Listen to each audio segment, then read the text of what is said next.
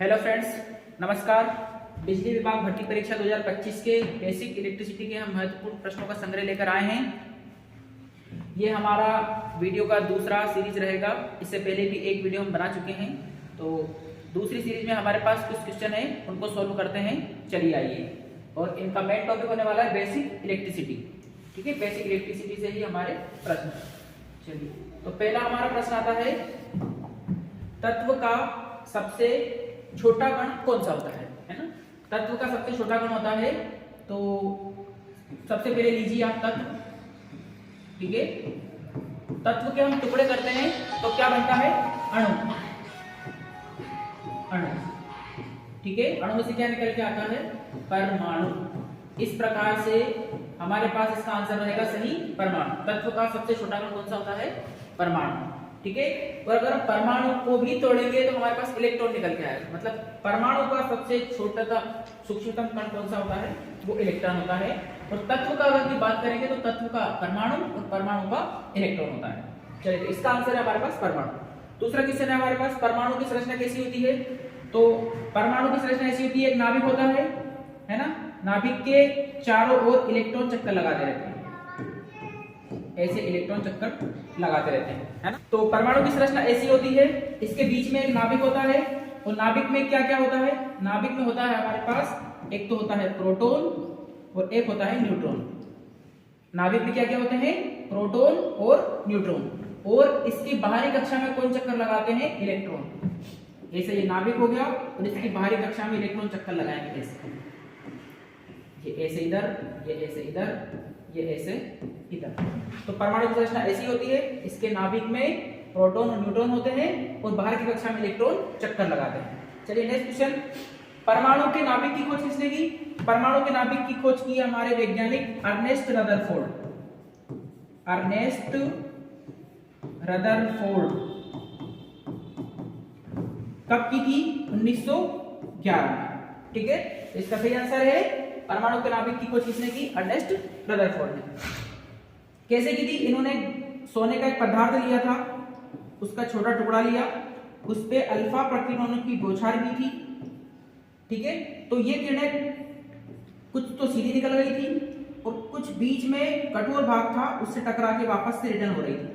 तो उन्होंने ये कहा था कि बीच में कोई ना कोई सी कठोर वस्तु है, उसी को उन्होंने नाभिक नाम दे दिया था। ठीक है, इस प्रकार से उन्होंने नाभिक की खोज की थी। नेक्स्ट क्वेश्चन है हमारे पास, परमाणु के नाभिक में क्या पाया जाता है? तो अभी बताया हमने, परमाणु के नाभिक में प्रोटॉन प्लस न्यूट्रॉन पाया जाता है। ठीक है, चलिए क्लियर। नेक्स्ट क्वेश्चन है हमारे पास, परमाणु की बाहरी कक्षा में कौन चक्कर लगाता है? अभी हमने जस्ट पढ़ा, परमाणु की बाहरी कक्षा में कौन चक्कर लगाता है? इलेक्ट्रॉन। ठीक है, इलेक्ट्रॉन चक्कर लगाता है। इलेक्ट्रॉनों का प्रवाह क्या कहलाता है? तो इलेक्ट्रॉनों का प्रवाह कहलाता है विद्युत धारा। इसका आंसर रहेगा हमारे पास विद्युत धारा। और ठीक है, इलेक्ट्रॉनों का प्रवाह क्या कहलाता है? विद्युत धारा। सबसे पहले तो ये चीज ध्यान रखो, तत्व का सबसे छोटा कण क्या होता है? परमाणु। और परमाणु का सबसे छोटा कण क्या होता है? सबसे छोटा इलेक्ट्रॉन। और इन्हीं इलेक्ट्रॉनों का प्रवाह क्या कहलाता है? हमारा विद्युत धारा। इलेक्ट्रॉनों का प्रवाह क्या कहलाता है? विद्युत धारा। और इन्हीं इलेक्ट्रॉनों के पास एक आवेश होता है, ये माइनस, नेगेटिव, है ना, नेगेटिव आवेश होता है। तो हम कह सकते हैं कि आवेशों का प्रवाह भी विद्युत धारा कहलाएगा, है ना। तो आवेश प्रवाह की दर भी क्या कहलाती है? वो भी विद्युत धारा कहलाती है ना। दोनों चीज एक ही है। ये तो इलेक्ट्रॉन हो गए, लेकिन इलेक्ट्रॉन सिग्नल तो नहीं रहेगा, उनके पास कुछ ना कुछ रहेगा ना आवेश। तो वो आवेशों का प्रवाह भी या आवेश प्रवाह की दर भी क्या कहलाता है? विद्युत धारा कहलाता है। अब ये दर जब जुड़ जाता है ना, मतलब कितने समय तक आपका आवेश बह रहा है, उसी को हम विद्युत धारा कह रहे हैं। दर का संबंध समय से। ठीक है, तो आवेश प्रवाह की दर भी क्या कहलाएगी? आपकी विद्युत धारा। चलिए नेक्स्ट क्वेश्चन आपका,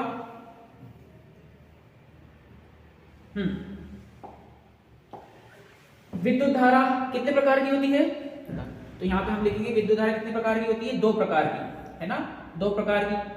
दोनों कौन कौन से प्रकार है? एक तो है आपका एसी करंट और एक है आपका डीसी करंट। एसी करंट का फुल फॉर्म क्या है? Alternating current. और डीसी का फुल फॉर्म है डायरेक्ट करंट। अल्टरनेटिंग करंट को हिंदी बोलते हैं प्रत्यावर्ती धारा, है ना, प्रत्यावर्ती धारा।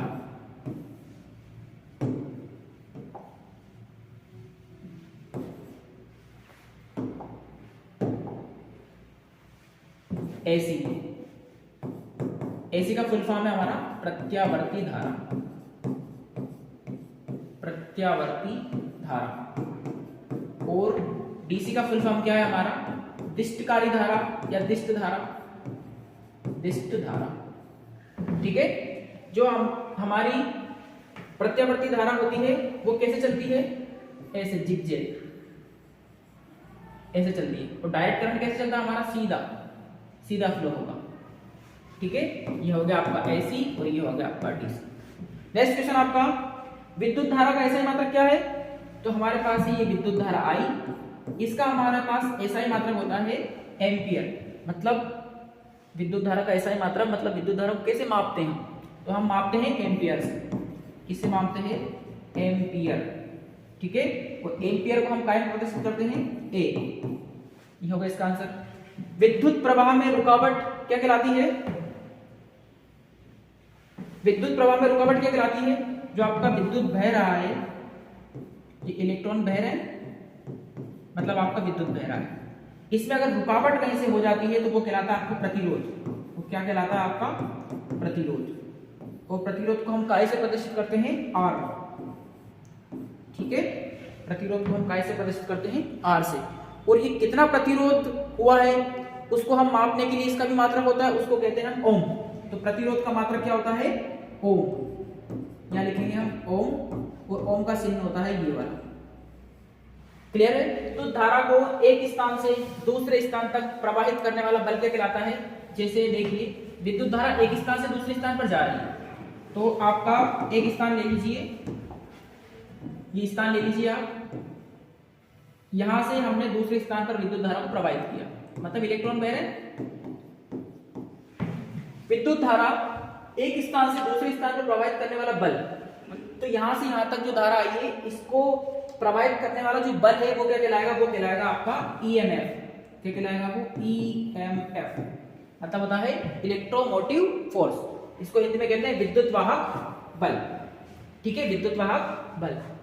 नेक्स्ट क्वेश्चन है हमारे पास, विद्युत की खपत किसमें मापते हैं, तो विद्युत की खपत देखिए, विद्युत की खपत मापते हैं हम वाट में। किसमें मापते हैं, वाट में। जैसे हमारे पास एक प्लस है एक माइनस है ना, ये सर्किट है हमारे पास, यहाँ हमने एक बल्ब लगा देते हैं, यहाँ हमने एक बल्ब लगा दिया। ठीक है, ये बल्ब हमारा लग गया, ये बल्ब है हमारे पास 9 वाट का। यहां पर हमारे पास वोल्टेज आ रहा है 230 वोल्टेज, 230 वोल्टेज इधर से सप्लाई आ रही है। या हमने बल्ब के रूप में इलेक्ट्रिसिटी का यूज कर लिया, 9 वाट का एलईडी बल्ब लगा दिया, या फिर 100 वाट का भी लगा सकते हैं, 1000 वाट का कुछ भी लगा सकते हैं, है ना। तो ये चीज हो जाती है खपत। यहाँ क्या होता है, ये खपत। तो विद्युत की खपत किसमें मापते हैं, वाट में, है ना। तो यहाँ पर सही आंसर क्या है, इसका आंसर वाट। इसको W से प्रदर्शित करते हैं, ये खपत होती है और ये 230 वोल्टेज होता है। विद्युत आवेश मापने की इकाई क्या है, विद्युत आवेश, है ना। जैसे मान लीजिए ये इलेक्ट्रॉन है, इस पर कौन सा आवेश है, ऋणात्मक आवेश है, तो इस आवेश को मापने की इकाई होती है, आवेश को मापने की इकाई क्या होती है, कूलाम। आवेश को हम काय में मापते हैं, कूलाम। तो इसका सही आंसर है विद्युत आवेश मापने की इकाई क्या है, कूलाम। विद्युत क्षमता को मापने की इकाई क्या है, क्षमता मतलब इफिशियंसी, इफिशियंसी मतलब ताकत, कितने वोल्टेज की ताकत। तो क्षमता को भी हम वोल्टेज में नापते हैं, तो इसका आंसर क्या आएगा, वोल्ट, है ना। विद्युत क्षमता को मापने की इकाई है वोल्ट। चलिए नेक्स्ट क्वेश्चन, 15वां क्वेश्चन लेते हैं हम। विद्युत प्रेरण मापने की इकाई क्या है, तो विद्युत प्रेरण मापने की इकाई है हमारे पास वोल्ट मीटर।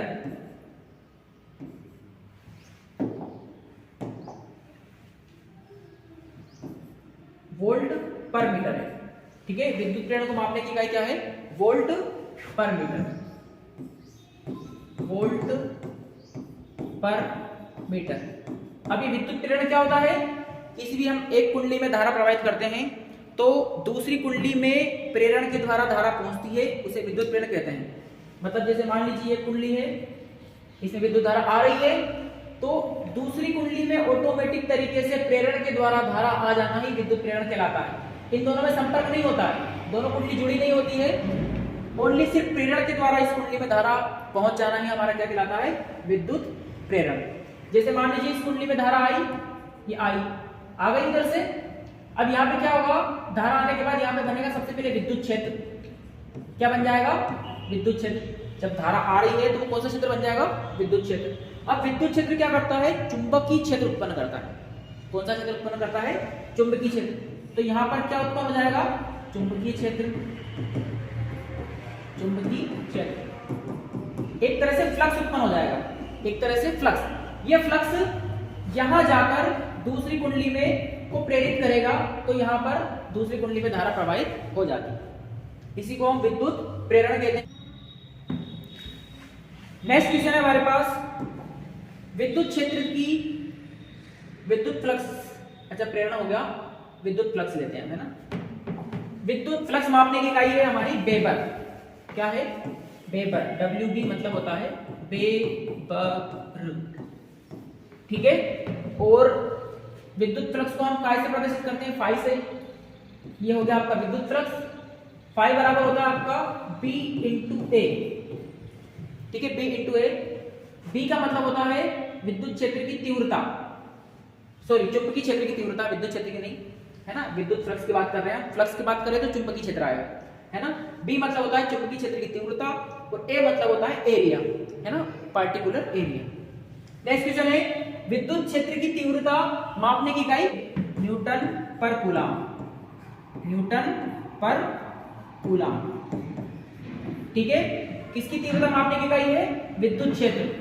जब विद्युत क्षेत्र होता है तो चुंबकीय क्षेत्र भी होगा, तो चुंबकीय क्षेत्र की तीव्रता मापने की इकाई होती है टेस्ला।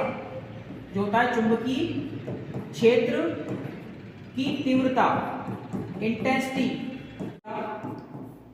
मापने की इकाई, मापने की इकाई क्या होती है, टेस्ला। ये होगी टेस्ला, ठीक है। नेक्स्ट क्वेश्चन, फ्रीक्वेंसी को मापा जाता है, किसमें मापा जाता है, हर्ट्ज में, है ना। फ्रीक्वेंसी को किसमें मापा जाता है, हर्ट्ज में, है ना, फ्रीक्वेंसी f। चलिए नेक्स्ट क्वेश्चन है हमारे पास, एसी की फ्रीक्वेंसी भारत में कितनी होती है। तो एसी की फ्रीक्वेंसी होती है हमारे पास भारत में 50 हर्ट्ज, 50 हर्ट्ज। डीसी की फ्रीक्वेंसी भारत में कितनी होती है, तो डीसी की फ्रीक्वेंसी होती है हमारे 0 हर्ट्ज। डीसी की फ्रीक्वेंसी 0, क्योंकि हमारे पास एसी ऐसे चलती है ना, और डीसी कैसे चलती है, सीधी स्ट्रेट, इसलिए फ्रीक्वेंसी क्या रहेगी, 0 0 0 0 0, और ये साइकिल चलेगी ऐसे, है ना, 50 हर्ट्ज। तो हमारी एसी ऐसे चलती है, इसकी फ्रीक्वेंसी होती है 50 हर्ट्ज, और डीसी की फ्रीक्वेंसी होती है 0 हर्ट्ज। चलिए नेक्स्ट क्वेश्चन है हमारे पास,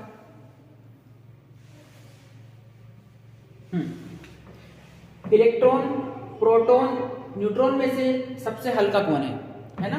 तो सबसे हल्का कौन रहेगा, देख लेते हैं। इलेक्ट्रॉन का द्रव्यमान होता है, इलेक्ट्रॉन का पास द्रव्यमान होता है ना, द्रव्यमान 9.1 इंटू 10 की पावर -31 किलोग्राम, है ना। 1 किलोग्राम का कितना हिस्सा, इतना, ठीक है, 1 किलोग्राम का इतना हिस्सा। प्रोटॉन का द्रव्यमान होता है, प्रोटॉन का द्रव्यमान होता है हमारे पास 1.6 इंटू 10 की पावर -27 किलोग्राम। सेम ये न्यूट्रॉन का होता है, न्यूट्रॉन का भी यही होता है लगभग लगभग, बस यहाँ पे 72 होता है और यहाँ पर 74 होता है ना, इसलिए दोनों का सेम मानते हैं। लेकिन द्रव्यमान थोड़ा हल्का है, इसलिए इलेक्ट्रॉन, प्रोटॉन, न्यूट्रॉन में से सबसे हल्का कौन सा है, तो इलेक्ट्रॉन आएगा, क्योंकि इलेक्ट्रॉन का द्रव्यमान सबसे कम होता है। यहाँ माइनस में 31 है, माइनस में 31 मतलब कम, माइनस में 27 मतलब थोड़ा इसका ज्यादा, ठीक है, माइनस में उल्टा चलता है। जो बड़ी संख्या होती है वो छोटी है, और जो छोटी है वो बड़ी है। नेक्स्ट क्वेश्चन है हमारे पास, एक मानक एम्पियर में 1 सेकंड में 1 कूलम आवेश प्रवाहित हो जाता है ना। एक मानक एम्पियर मतलब 1 एम्पियर ले लो, 1 सेकंड ले लो, 1 कूलम आवेश प्रवाहित हो रहा है ना, 1 C आवेश प्रवाहित हो जाता है। तो बताइए इस 1 कूलम आवेश में कितने इलेक्ट्रॉन है, इस 1 कूलम आवेश में कितने इलेक्ट्रॉन प्रवाहित हो जाएंगे।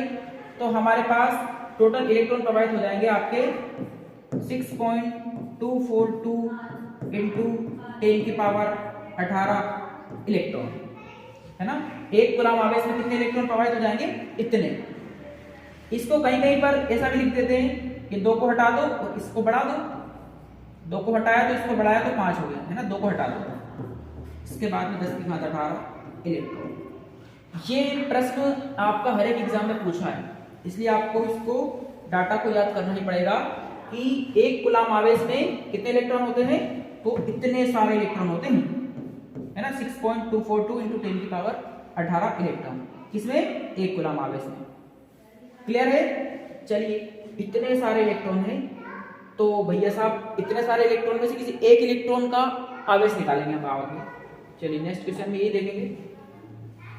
तो बताइए एक इलेक्ट्रॉन के पास कितना आवेश होता है, तो एक इलेक्ट्रॉन के पास रहेगा आपका 1.6 × 10⁻⁻19 कूलम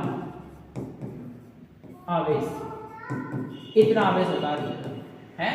केवल एक इलेक्ट्रॉन के पास कितना आवेश होता है, 1.6 × 10⁻⁻19 कूलम। आवेश का सबसे बड़ा मात्रक कौन सा होता है, तो आवेश का सबसे बड़ा मात्रक होता है आपका फेराडे। कौन सा होता है, फेराडे। ठीक है, ये लगभग 96,500 कूलम के बराबर होता है। 96,500 कूलम के बराबर एक फेराडे होता है। ठीक है, इतना सारा कूलम ले लो आप, तब जाके एक फेराडे होगा। ये आवेश का सबसे बड़ा मात्रक है। आवेश का सबसे छोटा मात्रक कौन सा है, तो आवेश का सबसे छोटा मात्रक है आपका फ्रैंकलिन हो गया आपका। चलिए, आवेश का सबसे छोटा मात्रक फ्रैंकलिन। नेक्स्ट क्वेश्चन, इकाई आवेश पर अनुभव किए गए बल को क्या कहते हैं, तो इकाई आवेश पर अनुभव किए गए बल को कहते हैं विद्युत क्षेत्र। क्या कहते हैं, विद्युत क्षेत्र। नेक्स्ट क्वेश्चन है, किसी चुंबक के चारों तरफ का वह क्षेत्र जहां अन्य चुंबक पर आकर्षण या विकर्षण का बल महसूस होता है उसको कहते हैं हम चुंबकीय क्षेत्र। इसे कौन सा क्षेत्र कहते हैं हम, चुंबकीय क्षेत्र। चुंबकीय क्षेत्र। चलिए नेक्स्ट क्वेश्चन है हमारा, विद्युत क्षेत्र एवं चुंबकीय क्षेत्र दोनों अदिश राशि है या फिर सदिश है। तो भैया बताइए, कोई सी कुंडली हमारी, एक कुंडली ये थी और एक कुंडली ये थी, इसमें विद्युत धारा प्रवाहित हो रही थी, मतलब यहाँ पर विद्युत क्षेत्र बन रहा था, है ना। इस विद्युत क्षेत्र के कारण क्या उत्पन्न हो रहा था, चुंबकीय क्षेत्र। इस विद्युत क्षेत्र के कारण क्या उत्पन्न हो रहा था, चुंबकीय क्षेत्र। यहाँ लिखेंगे हम चुंबकीय क्षेत्र। अब ये चुंबकीय क्षेत्र और विद्युत क्षेत्र दोनों मिल गए। अब बताइए दोनों अदिश राशि है या सदिश है, तो भैया यहाँ पर हमारे पास विद्युत धारा आई और प्रेरण के कारण इस दूसरी कुंडली में प्रवाहित हो गई धारा, है ना। तो एक निश्चित दिशा है, मतलब इधर की साइड ही दिशा धारा प्रवाहित होगी, ना कि ऊपर की साइड, है ना। तो इसमें दिशा है, तो दिशा है मतलब ये कौन सी रहेगी, सदिश। ठीक है, और विद्युत धारा एवं विद्युत विभव, ये से विद्युत धारा है, विद्युत धारा इधर भी प्रवाहित हो सकती है, इधर भी हो सकती है, इधर भी हो सकती है, इधर भी हो सकती है, इसलिए इसमें दिशा नहीं होती। इसलिए ये क्या आएगा, नीचे वाला विद्युत धारा विद्युत विभव कौन सी राशि है, अदिश। इसका आंसर आएगा सदिश। विद्युत क्षेत्र और चुंबकीय क्षेत्र कौन सी राशि है, सदिश, और विद्युत धारा और विद्युत विभव कौन सी राशि है, अदिश। क्लियर है। चलिए अब इलेक्ट्रिशियन थ्योरी के कुछ क्वेश्चन है। इस विद्युत का सामान्य झटका कितने वोल्ट का लगता है, तो विद्युत का सामान्य झटका लगता है हमारा 90 वोल्ट से लेके 110 वोल्ट तक का विद्युत का हम सामान्य झटका मानते हैं।